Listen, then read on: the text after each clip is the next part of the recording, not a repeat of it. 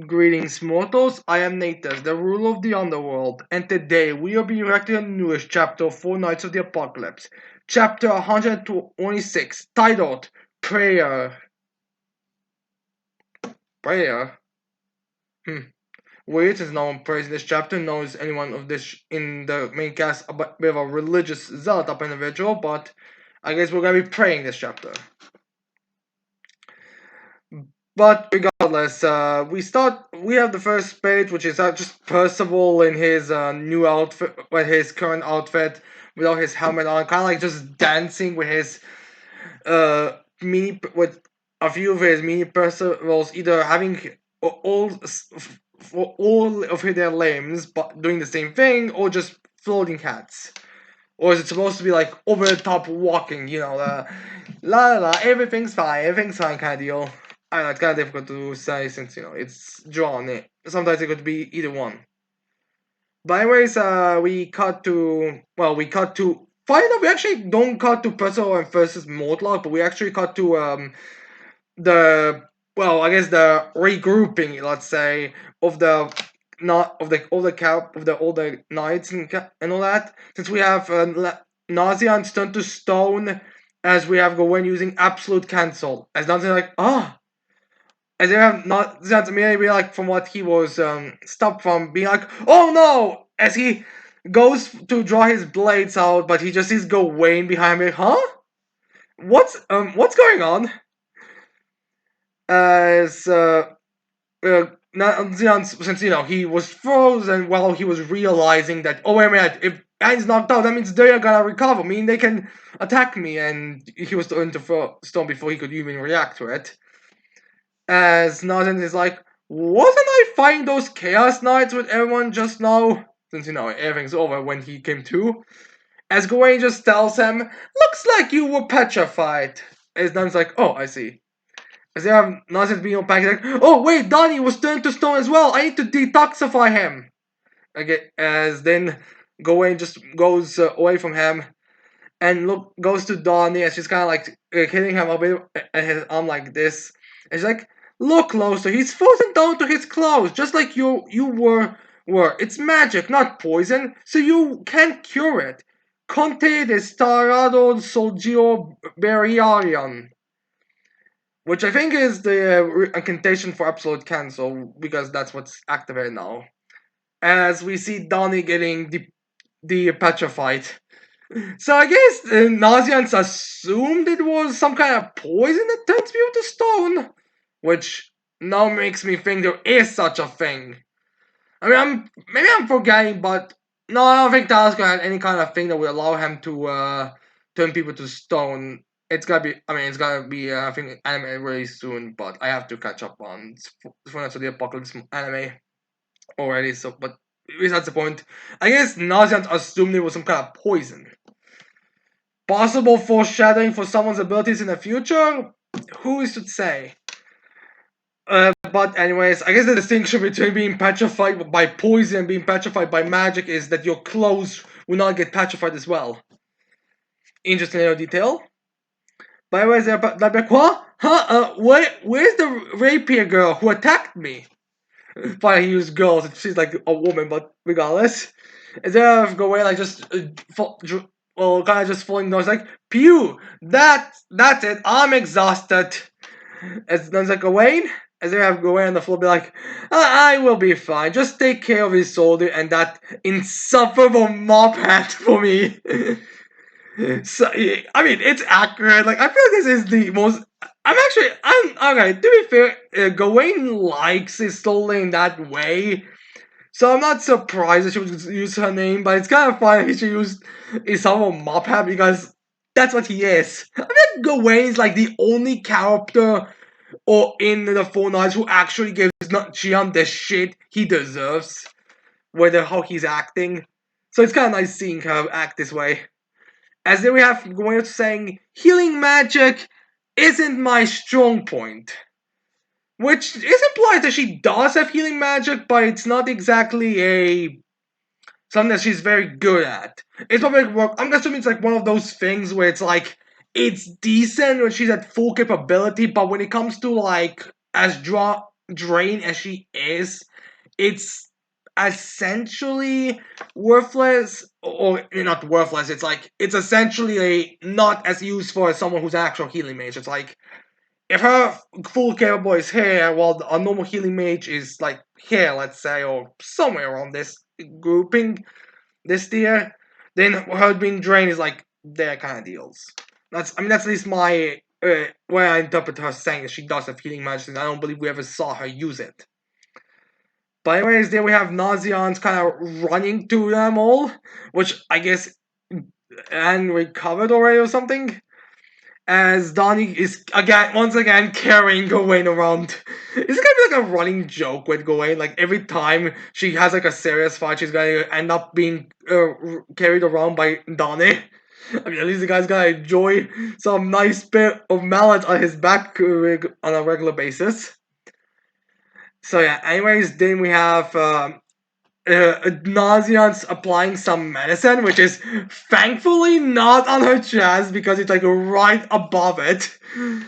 As Nazian tells Isolde, this should stop the bleeding and pain shortly. It's a balm made. It's a balm made from fairies, sheep herds, purse bots, giant leech bio, and lesser dragon skills. Not sure what we need details on that, since it's not like it's gonna come into play, or at least or at least I doubt it's gonna be coming into play back in the future. But who knows? Maybe it's gonna be mentioned or something. It's probably gonna be maybe it's gonna be something like the blood types in the One Piece or something. But anyways, then we have Isolde. Thank you, Nazians, for not groping me. Okay, she doesn't say that, but I mean that's how close it was. As she tells as London tells her, not at all, get well soon. I mean, we are still planning on going to fucking Camelot for some fucking reason, but we need at least pretend like we're not doing something crazy and stupid. But yeah, anyways, then we have not Chia just thinking to herself, giant leech, what? I guess he never heard of these creatures, as he like gets like a bit of a what he imagines in looking, which gives me the maybe we're gonna see a giant leech. Or that's a 79 cents reference that I'm not getting. But regardless, we have Trisha being like, I appreciate this so much. I've completely tapped out of my magic force as well. So, as not just tells them, it's fine. But how did the battle go in the end? They won, obviously. There we cut to a bit more closer to the force as we see that surprisingly, every one of the Chaos Knights is alive. I mean, I'm not surprised by Rosebank since it was straight up sad. I'm assuming that after they defeated it was kind of like one of those. Actually, I guess she just didn't run away because she was all alone at that point. I guess she just kind of stood there until Gawain, Tristan, or whoever was like, "Hey, Rosebank, it's over. We won. Can you help us drag your companions over there so we can restrain you all?" At least that's my reasoning how this thing all went. As we have them all tied up, and as we have the demons kind of look at them all angry, so yes, you're in a lot of trouble now. Which, funny enough, not okay. Baklat is all scared, nervous. Nanashi's like not even reacting. Like, dude, it's over. I don't really give a shit. Uh, leave it. Does it seems to be like looking defiantly. Uh, the the three-handed helmet guy just looks like what day time is again. The rooster head is kind of looking down, and Rosebank's kind of like king embarrassed, which is fine since they only remove their capes. But regardless, also we also get the appearances of these guys, and Buckleck looks like a really generic background character. The Rooster Helmet guy is actually a bit of a surprising appearance to him because I don't know, like he looks a lot older than I was giving him. Like I thought he was gonna be like around the same age as Buckler, but he looks like to be, I mean, kind of the oldest there. Like look at all the Chaos Knights here. He looks like I mean, he doesn't look like an old man, but I mean, just give him a gray beard and he looks like an old man. Livet, alright, looks like about as old as I was expecting her to be. As well, she kind of gives me the idea, like, she's kind of, like, again, she kind of gives me the idea she's similar to Mortlak, kind of gives me the idea she's more like partner. Well, not in that way, but, like, they are comrades. Like, I'm not surprised by her appearance at all. The three-handed guy the three-handed guy has like very long hair, and yeah, we already got Rosebank. Also, we actually see the whip lady here. I was surprised because she's so much in the background too that you can't see. Anyways, then we have Donnie's reaction to it. It's like, well, it sure looks to me like we kicked their asses for good, ha ha ha. Not really for good, since unlike most, they're actually alive. But regardless, you gotta love how happy he is. And then we get like the weird reactions because Tristan's like, okay, Tristan's like, yeah, I guess we did, but not. And is like, seriously, Donnie, you didn't do shit. As Gian is like, I hate being associated with this guy, with this man. As he's pissed off, as if Gian himself wouldn't be doing it. I feel like he's probably more pissed at the fact that Donnie was the first one that said anything, rather than him being pissed off that he said that. And then we have and be like, you're such an embarrassment. Which I don't even get. Like, he's not even being over the top about, like, really rubbing it in kind of deals. I mean, yes, he's a bit rubbing it in, but not on an over the top degree.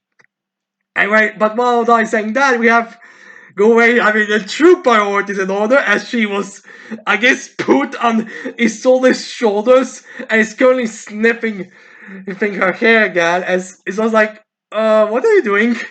I guess she's not you. I guess she finally realized what Gawain is doing in the background constantly. But yeah.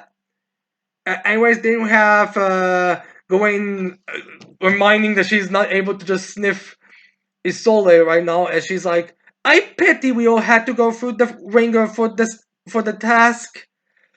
As she's like, maybe except for him, I suppose. As Lancelot is just kind of a rock staring his cool katana now. Which is, I guess, it's kind of true on that side. Things. Anyways, there the Rooster Helmet guy being like, or did he have a different outfit or something? Because I don't think this is the outfit he wore. Although, to be fair, it's kind of difficult to really tell when it's, hand-drawn, but still, probably a weird outfit. As the Rooster Helmet, I was like, to think a warrior of your caliber could be defeated.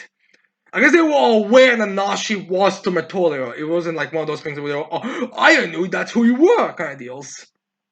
Or maybe they just referred to that they know him or his reputation or something.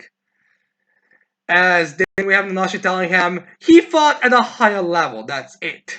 I guess Nanashi is being pretty fine about the loss or respectable. And then a free-handed guy being like, oh look at what you were hiding all along! As he's got a kissing kind of thing. Like, she's got, like, oh, is this supposed to be, is Norma supposed to be taken as a woman that's very muscular type of deal, or are we supposed to take him just as like Mr. Garfield, I believe, from Fullmetal Alchemist, we know he's like this very, he's very like shape-wise, he's a very stereotypical man, but then he has like this very feminine way of dressing and this very feminine way of talking and that type of style.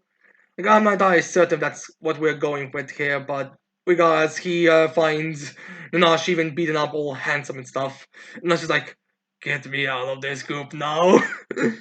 Anyways, they have Donnie praising Lancelot, be like, hey there, big hero, they're gonna call you Lancelot the Mighty real soon, huh?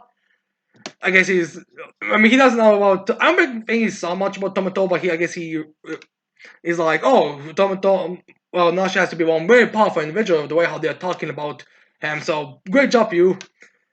As they have Lancelot bringing very obvious point to Don, he's like, save the party for after Percy comes back. As Don's like, yeah. I guess he didn't realize it. As they're and be like, that boy, he will make it back safely, won't he? Since, they have still no idea about the magic and all that type of stuff. As then we have Don back, as Don's like, he's gonna be fine, right, Nazians? As Nazian's like, yes. But then we have Levi be like, getting a bit smug, like, huh, I will be frank with you, that is not going to happen. And she's like still kind of like holding herself up a bit. As they have like, it won't, what do you mean by that? Since, they have no idea. As then we have, I think, Baklik taking her, from what Levitt says, probably because he's trying to save their skins, and while Levitt is kind of, right now, is kind of a bit, very not putting them in safety, especially how he was looking at her when she told him that he's not coming back. It's Buck's like, she means he'll come back in a coffin. Yep. Yeah, that's every Buckler. Is that the Rooster Hammond guy being like, finally giving the explanation they wanted. He's like, Mortlak's magic-driven space shuts out all sorcery inside. The only way to escape is if one or the other dies or is knocked out of battle. We only constantly mention that it has to be like knocked out type video, especially considering the ending. As then we have Trisbeck, Donnie announces like, oh shit, oh shit. She'll be like, oh, that guy's all wiggly about his magic. He'll die as soon as in a couple of seconds. It's also a bit worried, and Gawain is just kind of like, oh. I think she's kind of looking a bit like, yeah, what do you guys think the magic was exactly? Because I think he actually does use the name of it here, but guys, then we have Ambi like, I was just shocked as the three-handed guy is like, of woman, I can't tell, is like, yes, you beat us soundly, I grant you that, but so what as long as we finish our mission to put Percival of the Phone out of the Apocalypse 6 feet under, I mean. Since, they plan on killing one, and they picked Percival because to them he felt the weakest. So yeah, anyways, then we have we have Swartz and Gallant nephew, cousin, whatever the fuck he's gonna be related to Gallant later. Swartz says, Sir Percival will never lose to the likes of you. Have you met him on site? And the Gallant's relative is like, yes, he's right. I mean, I guess they have a very high opinion of Percival's power levels. They also kind of breaking the silence like, Sir Mortlak's skill with a blade surpasses even that of Ironside of the Four Evils. Basically saying why Levitt and the three-headed guy are so confident in Percival being that. Which, it's kind of interesting they use Ironside as a swordsman basis, since, I mean, I'm not gonna say that he's not a blade user. He's definitely used his blade pretty efficiently, but it's weird how they keep using Ironside as a reference. Like, does that mean Ironside is a better swordsman than Anashi? Or does that mean, like, Ironside's like the best swordsman in Camelot? Like, it's kind of like when I knew he would, like, we all could assume that Ironside was like top in terms of swordsman, but it's like, I mean, Ironside is Ironside the second best swordsman, or is he like the fourth best swordsman in Camelot? Kind of deals like, kind of is one of those things where when you think about it, how impressive is that really? I mean, who knows? Like, maybe, I don't know, maybe Ironside is maybe Ironside is just someone who's really known amongst Camelot's Chaos Knights, and they know he's just a sword in fight, so that's why they're using him as a basis, but still it's kind of weird.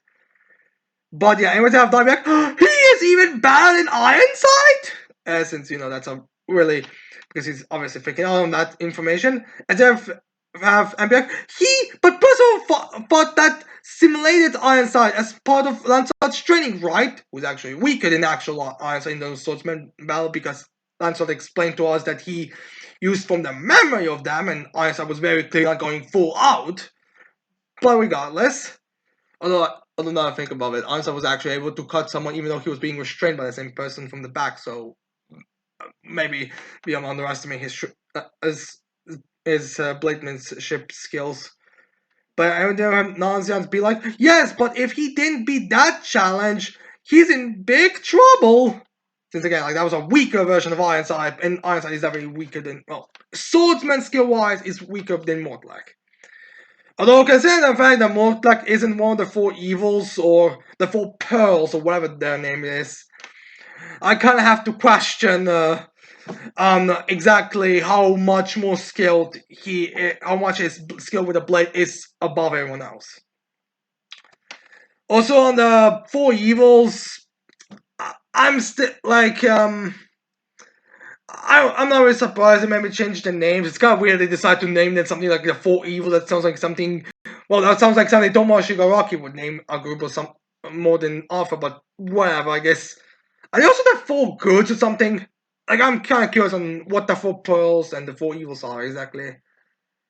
Anyways, we cut back to that battle swordsman realm, as we have like the still the aftermath of Mortlak's previous attack in the when they last saw them. As when we have Mortlak looking at the explosion and looking around himself as he's sheathing his rapier back, is like, how odd this is. Why hasn't this space been undone? Since like he assumed, since he thinks that Percival already lost, so you'd think it would immediately kind of disperse itself. Anyways, they have Percival's time to say, "I know that lone strike Oh, actually, I think no more don't say that.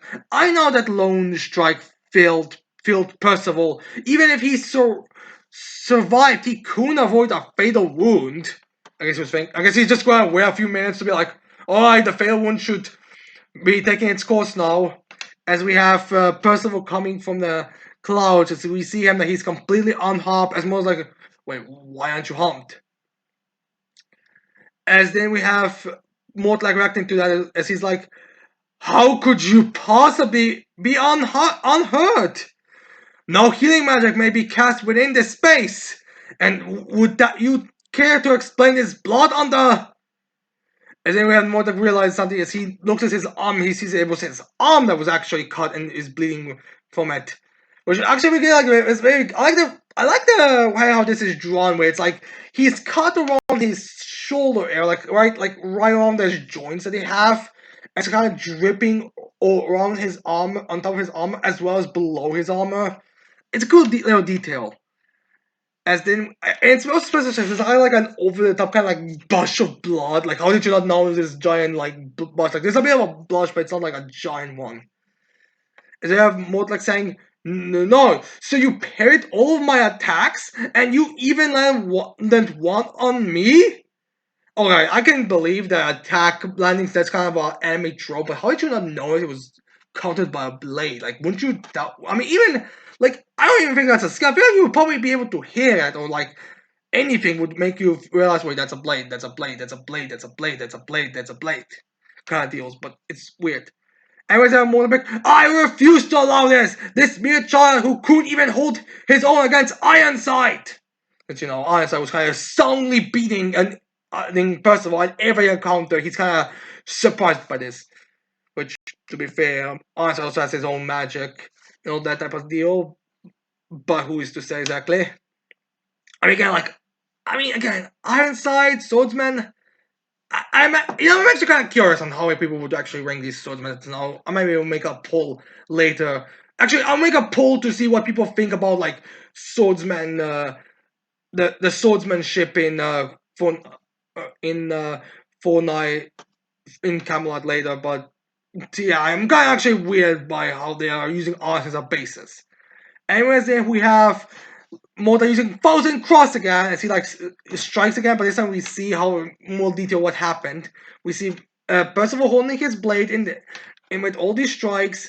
Then we have a panel of him like just blocking all of them quickly, which again makes me think he should have been able to see it, felt it.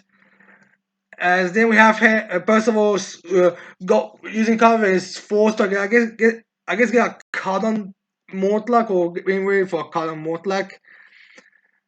As then we have Percival telling Mortlak, he's like, huh? Oh, are you answering my question now? He's like, I fought against that all this week so I could defeat him. Again, a weaker version of that, and a very specific version of that, but whatever. As then we have Percival revealing to us that, and I did beat him too. At least with my sword, I did. As they have Lancer telling Percival, okay, that's level 4 beaten. The only guy I could never beat, no matter how long I tried, which is what Percival was referring to since he said he couldn't complete his training, all that. As we reveal that Lancer tells him, great work, Percy. So are we done training? As Percy tells him, so are we done training then? As Lancer then tells him, oh no, not at all. Level 5, you see, is me. So yeah, not being able to beat Lancelot is the way he couldn't complete his task, which is kind of like one of those. He's not skill-wise, he's not on the level of Lancelot yet. Shocker, no one's surprised by it. As we have Percival being was Lancelot, my most powerful friends. Is that is true? Like, there's no one. I mean, Meliodas is still the bearable against Lancelot, but most of us can all agree that Lancelot is the strongest.